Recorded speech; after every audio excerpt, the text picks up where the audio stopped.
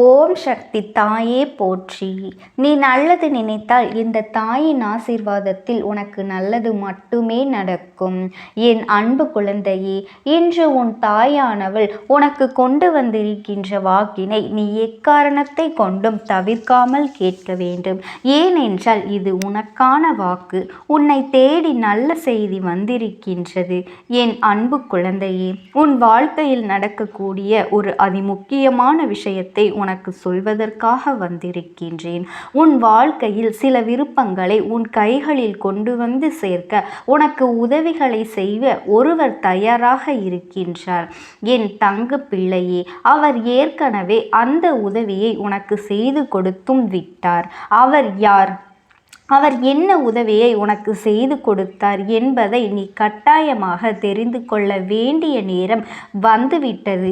ஏனென்றால் உன் வாழ்க்கையில் நடக்கின்ற நல்ல விஷயங்களை எல்லாம் உனக்கு நான் சொல்வதற்காகத்தான் இருக்கின்றேன். ஆனால் அதனை எல்லாம் நீ தெரியாமலேயே ஒரு சில விஷயங்களில் நீ அப்படியே விட்டுவிடுகின்றாய். இந்த இக்கட்டான சூழ்நிலைகளிலும் அவர் உனக்கு நல்லதைத்தான் செய்து கொண்டிருக்கின்றார். என் தங்க குழந்தையே, இதை அறியாமல் என் பிள்ளை உனக்கு நடப்பது நல்லது என்பது கூட தெரியாமலும் நீ இருந்து கொண்டிருக்கின்றாய். அப்படி உன்னை சுற்றி நடந்து கொண்டிருக்கின்ற சில விஷயங்களை பற்றி நீ சரியாக தெரிந்து கொள்ள வேண்டும். உனக்கு நீ கேட்ட விஷயத்தை இப்பொழுது நிறைவேற்றி கொடுத்துவிட்டு அவர் சென்று விட்டார் என் தங்க பிள்ளையே.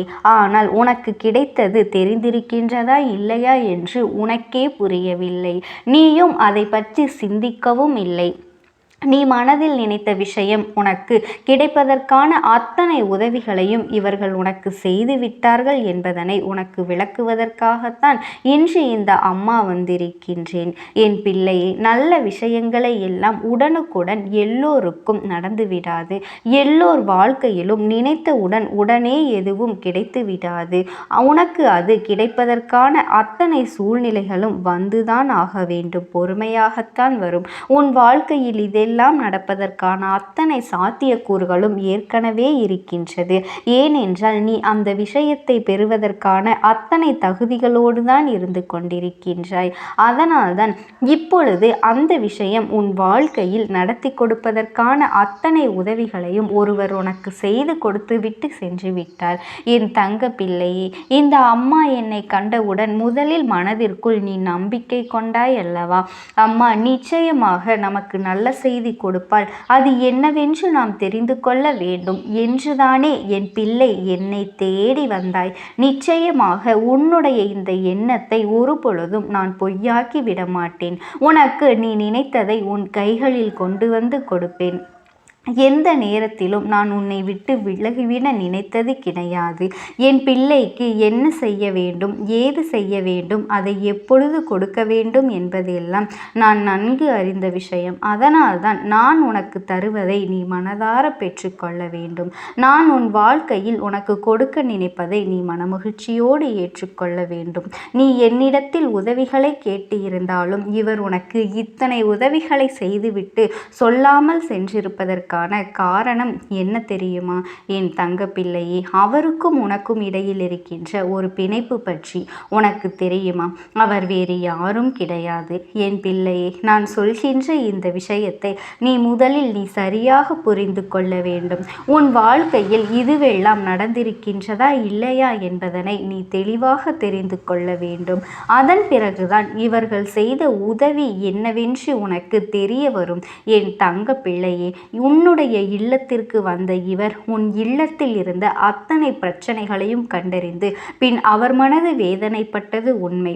உன் இல்லத்தில் நடக்கின்ற ஒவ்வொரு பிரச்சனைகளும் அவர் மனதை மிகுந்த வேதனைக்குள் தள்ளிவிட்டது. ஏனென்றால் நீங்கள் படுகின்ற கஷ்டங்கள், நீங்கள் படுகின்ற வேதனைகள் என்று இவையெல்லாம் அவர்கள் மனதிற்கு நிச்சயமாக வேதனையை கொடுத்தது. தெய்வமும் உன்னோடு துணை நின்று உனக்கான அத்தனை விஷயங்களையும் முழுமையாக செய்து கொடுக்க தயாராக இருந்தாலும் இவர் உனக்கு மிகவும் நெருக்கமானவர் என்பதனால்தான் உன்னுடைய கஷ்டங்களை பார்த்து அவரும் கண்ணீர் வடிக்கின்ற நிலை வந்துவிட்டது. இந்த சூழ்நிலையிலும் கூட நீ எப்படி இதையெல்லாம் சமாளித்து வாழ்ந்து கொண்டிருக்கின்றாய் என்பது போல் அவர்களுக்குள் எண்ணங்கள் தோன்றிவிட்டது. என் தங்க பிள்ளையே, இனிமேல் தாமதிக்க கூடாது. இவர்களுக்கு உடனே இதையெல்லாம் செய்து கொடுத்து விட வேண்டும் என்று அவர்கள் நினைத்து விட்டார்கள். அவர்கள் செய்த இந்த விஷயங்கள் எல்லாம் நாளைய விடியலில் உனக்கு தெரிய வரும். என்னென்ன மாற்றங்கள் உன் வாழ்க்கையில் நடந்து கொண்டிருந்தது, நடந்து முடிந்தது. என் பிள்ளையே, உனக்கு மிகவும் நெருக்கமான ஒருவர்தான் இதை செய்திருக்க முடியும் என்றால் அது வேறு யாராக இருக்க முடியும்? இந்த நாளில் உன் இல்லத்திற்கு வந்து உனக்கு உதவிகளை செய்து கொடுத்தது மட்டுமல்லாமல் உன்னுடைய முன்னோர்கள், உன்னுடைய இல்லத்தில் இருந்து இறந்து போனவர்களின் ஆத்மார்கள் தான் இதையெல்லாம் செய்தது. அது மட்டுமல்லாமல் உனக்கு நல்ல ஆசிகளை வழங்கி உனக்கான அத்தனை வேண்டுதல்களையும் நிறைவேற்றி கொடுக்க அத்தனை முயற்சிகளையும் செய்துவிட்டு சென்றிருக்கின்றார்கள். என் பிள்ளையே, அவர்கள் தெய்வத்திடம் உனக்காக வேண்டியது என்னுடைய வருங்கால சந்ததிகள் நன்றாக இருக்க வேண்டும், என்னுடைய குடும்பம் நல்லபடியாக வாழ வேண்டும் என்றுதான். எனவே உன் வாழ்க்கையில் பல நல்ல மாற்றங்களை அவர்கள் ஏற்படுத்தி இருக்கின்றார்கள். உன் குடும்பத்தில் இருக்கின்ற பல பிரச்சனைகளை களைந்து அங்கே ஒற்றுமை ஏற்பட வழி செய்திருக்கின்றார்கள். பல நல்ல விஷயங்கள் உன்னை சுற்றி நடப்பதற்கான அத்தனை சாத்திய கூறுகளையும் உருவாக்கி இருக்கின்றார்கள். என்ன நடக்கின்றது என்று நாமும் பார்க்கலாம் என்று யோசிக்கின்ற அளவிற்கு உனக்கு பல நல்ல விஷயங்களை செய்திருக்கின்றார்கள். பல நல்ல விஷயங்களை அவர்கள் உனக்கு செய்தும் கொடுத்தார்கள். அதனால் இனிமேல் இந்த விஷயங்களை எல்லாம் நினைத்து நீ உன் வாழ்க்கையில் நடக்கின்ற ஒவ்வொரு சூழ்நிலையும் நினைத்து வருத்த வேண்டிய அவசியமே கிடையாது. எல்லாம் உனக்கு நன்மையை கொடுக்கத்தான் வருகின்றது. எல்லா சூழ்நிலைகளும் உனக்கு முழுமையான சந்தோஷத்தை கொடுக்கத்தான் வந்திருக்கின்றது. அதுபோல உன் இல்லத்தில் இருந்து இந்த நாளில் இவர்கள் செய்து கொடுத்த விஷயங்கள் என்னென்னவென்று இப்பொழுது உன் அம்மா நான் சொல்கின்றேன். என் பிள்ளை, பல நாட்களாக உன் மனதை ஆட்டி படைத்த ஒரு விஷயம், உன் மனதிற்குள் தேவையற்ற எண்ணங்களை தூக்கி சுமக்க வைத்த ஒரு விஷயம் இப்பொழுது உன் மனதிலிருந்து இறங்கப் போகின்றது. அதாவது தேவையில்லாததை தூக்கி வைத்து எதற்கு சுமக்க வேண்டும்? காரணம் இல்லாமல் எந்த ஒரு விஷயத்தையும் தூக்கி சுமப்பதனால் என்ன பலன் என்பதனை உனக்கு தெரிய வைப்பதோடு மட்டுமல்லாமல் இதை இதற்கு மேலும் தூக்கி சுமப்பாயானால் உன் வாழ்க்கையில் உனக்கு நடக்க இருக்கின்ற நல்ல விஷயங்கள் எதுவுமே உனக்கு தெரியாமல் போய்விடும் என்பதனை உனக்கு உணர்த்துவதற்காகத்தான் பல நன்மைகள் நடக்கப் போகின்றது. நீயாகவே இந்த குழப்பத்திலிருந்து மீண்டு வந்துவிட போகின்றாய். ஆகவே இந்த குழப்பத்தை நமக்கு ஏற்படுத்துவது யார் என்பதனை தெரிந்து கொள்ளப் போகின்றாய். பல நல்ல விஷயங்கள், பல போலி மனிதர்கள் என்று எல்லோரையுமே நாளைய விடியலில் நீ அடையாளம் காணப்போகின்றாய். என்ன நடந்தது நம் வாழ்க்கையில்? எதற்காக நமக்கு இத்தனை சோதனைகள், இத்தனை கஷ்டங்கள் என்று அழுது புலம்பினாய் அல்லவா? இவை எல்லாவற்றிற்குமான விடிவு காலம் உனக்கு பிறக்கப் போகின்றது.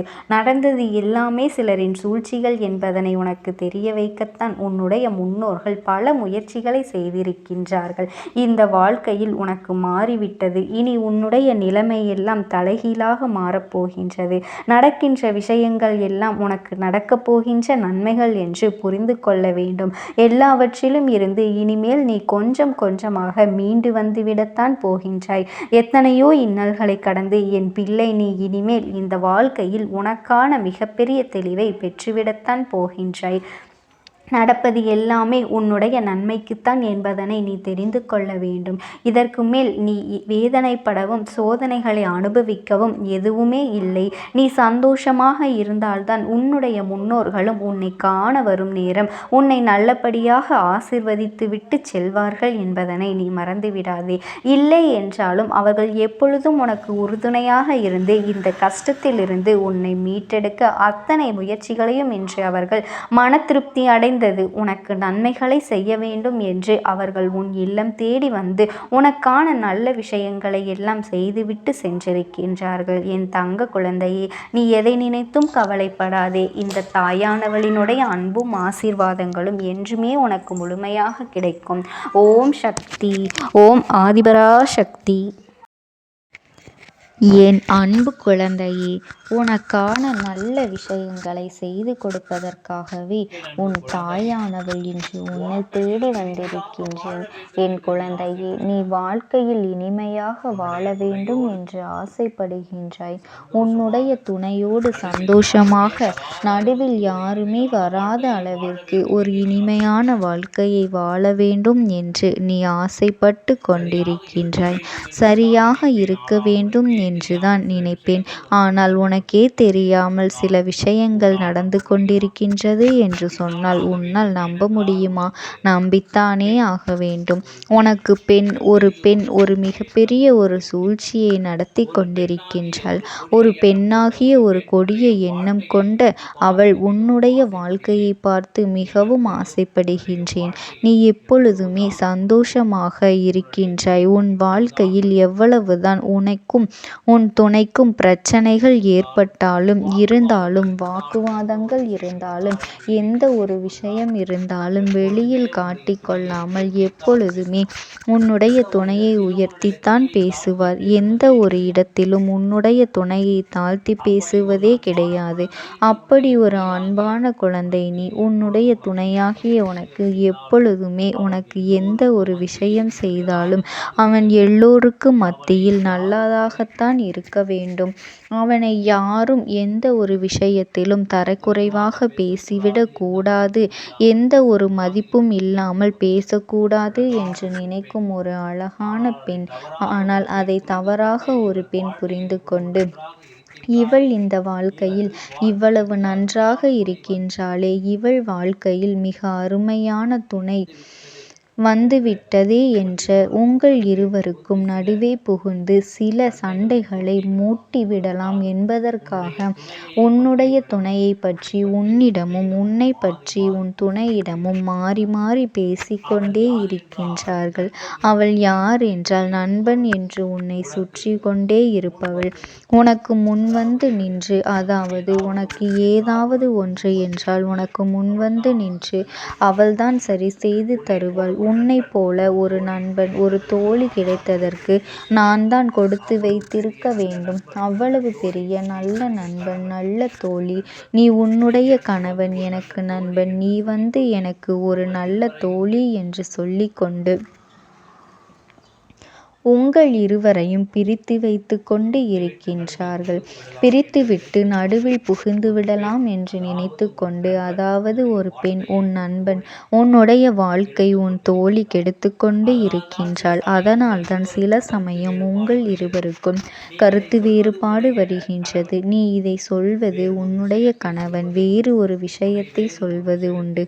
துணை வேறு ஒரு விஷயத்தை சொன்னால் நீ வேறு ஒரு விஷயத்தை சொல்லும்போது உங்கள் இருவருக்கும் நடுவே ஒரு மிகப்பெரிய ஒரு பாலம் வந்து உருவாகின்றது. அதற்கு நடுவே வந்து விடுகின்றாள். அவள் உனக்கு சாதகமாக இங்கு பேசிவிட்டு உன்னை பற்றி அங்கு பேசிக்கொண்டு இப்படி நட்பே உன்னுடைய வாழ்க்கையை கெடுத்து கொண்டு இருக்கின்றாள். இன்னொரு விஷயத்தை நன்றாக தெரிந்து கொள். எப்பொழுதும் உங்களுக்கு ஒரு பிரச்சனை வருகின்றது என்றால் நடுவில் யாரையும் விடாதீர்கள் என்பது என்னுடைய கருத்து. ஏன் நண்பனாக இருக்கலாம், அம்மாவாக இருக்கலாம், அப்பாவாக இருக்கலாம், ஒரு நல்ல பிள்ளையாக கூட இருக்கலாம். யாரையுமே எந்த உறவாக இருந்தாலும் சரி, உனக்கு எப்பொழுதும் உயிரை கொடுக்கும் உறவாக இருந்தாலும் சரிதான், உங்கள் இருவருக்கும் ஏதோ ஒரு பிரச்சனை வருகின்றது என்றால் யாரையும் அனுமதிக்காதீர்கள். உங்களுக்கு என்ன பேச வேண்டுமோ அதை பேசு. இங்கு என்ன பேச வேண்டுமோ அதை உன் துணை நேரடியாக உன்னிடம் வந்து பேசட்டும். நீ என்ன பேசுவது நேரடியாக வந்து துணையிடம் பேசு. மற்றபடி நடுவே ஒரு பாலத்தை உருவாக்கி அதன் மூலமாக மற்றவரை எப்பொழுதுமே பேச வைக்காதீர்கள். உங்கள் இருவருக்கும் உள்ள இடைவெளியானது எப்பொழுதும் நெருக்கமாகத்தான் இருக்க வேண்டும். எப்போது இடைவெளி வருகின்றதோ அப்பொழுது இன்னொரு நபர் உன் வாழ்க்கையில் புகுந்து உன் வாழ்க்கையில் பிரச்சனைகளை இன்னும் அதிகரித்து கொண்டிருக்கின்றார்கள் என்று அர்த்தம்.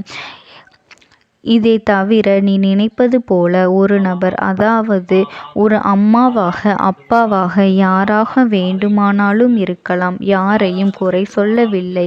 யாராக வேண்டுமானாலும் இருக்கலாம். யாரையும் உன் வாழ்க்கைக்குள் நடுவே விடாதே என்றுதான் நான் சொல்கின்றேன். புரிகிறதா என் குழந்தையே? ஆசை ஆசையாக உன் வாழ்க்கையில் ஒவ்வொரு கட்டமும் நீ வாழ்ந்து கொண்டிருக்கின்றாய். ஆசை ஆசையாக உன்னுடைய வாழ்க்கைக்கு நடுவே யார் புகுந்தாலும் அது மிகப்பெரிய பிரச்சனையாகத்தான் மாறுமே தவிர அது ஒரு சின்ன பிரச்சனையாக மாறாது. இருவரும் சேர்வதற்கான ஒரு வாய்ப்புகள் உங்களுக்குள் கிடைக்காது. நீங்கள் பேச வேண்டுமா? ஒருவருக்கொருவர் எப்பொழுதுமே எந்த ஒரு இரக்கங்களையும் ஏற்ற இறக்கங்களையும் பார்க்காதீர்கள். நான் தான் உயர்ந்தவன், நீதான் உயர்ந்தவன் என்றெல்லாம் பார்க்காதீர்கள். 2 பேரும் சமம்தான். 2 பேருமே ஒத்துப்போகி ஒரு வாழ்க்கை நடத்தும் ஒரு மிகப்பெரிய விஷயம். அது வேறொரு கையில் எங்களை சேர்த்து வையுங்கள் என்று ஒரு கருத்து வேறுபாடு ஆகிவிட்டது என்றால், அதனால் நீங்கள் போய் பேசி என்னுடைய துணையை என்னிடம் சேர்த்து வையுங்கள், என்னிடம் பேச வையுங்கள் என்றெல்லாம் சொல்லாதீர்கள்.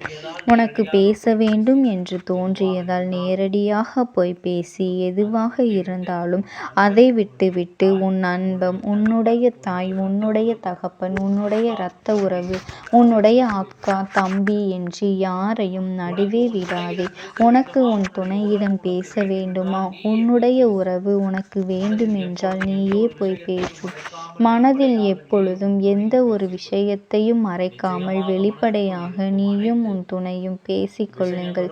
நிச்சயமாக மனதிற்குள் இருக்கும் அனைத்து விஷயங்களும், நிச்சயமாக மறைந்த ஒரு சந்தோஷமான விஷயங்கள் உன் வாழ்க்கையில் கிடைக்கும். நிச்சயமாக காலம் உன்னுடைய வாழ்க்கையை உயர்த்தும்.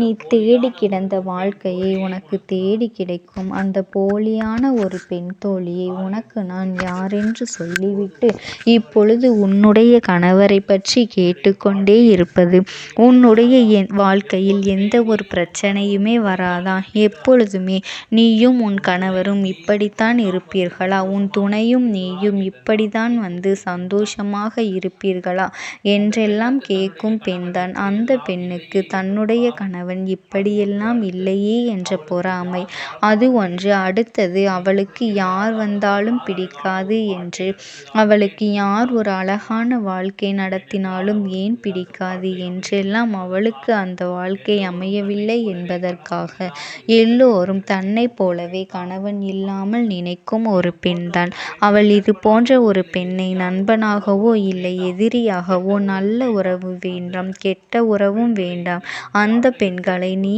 உன் வாழ்க்கையில் சேர்த்து கொள்ளாமல் இருந்தாலே போதும். உன் வாழ்க்கையில் நீ முன்னுக்கு வந்து விடலாம். நிறைய பேர் எல்லாம் இல்லை, அந்த ஒரு நபர் மட்டும் உன் வாழ்க்கையில் இருக்க வேண்டாம். உன் கணவனும் நீயும் ஒன்றாக வெளியில் சென்றால் கூட நமக்கு இப்படி ஒரு வாழ்க்கை அமையவில்லையே என்று உன்னை நினைத்து பொறாமை கொண்டிருப்பவள்தான் அவள், என் தங்க குழந்தை. அதனால் இப்பேற்பட்ட உறவு உன் வாழ்க்கையில் இருந்தால் நீ நிச்சயமாக இவளை உன் வாழ்க்கையை விட்டு வெளியேற்றி விட வேண்டும். என் அன்பு குழந்தைக்கு இந்த தாயானவளினுடைய அன்பும் ஆசீர்வாதங்களும் என்றென்றைக்குமே முழுமையாக கிடைத்து கொண்டுதான் இருக்கும். ஓம் சக்தி. ஓம் ஆதிபரா சக்தி.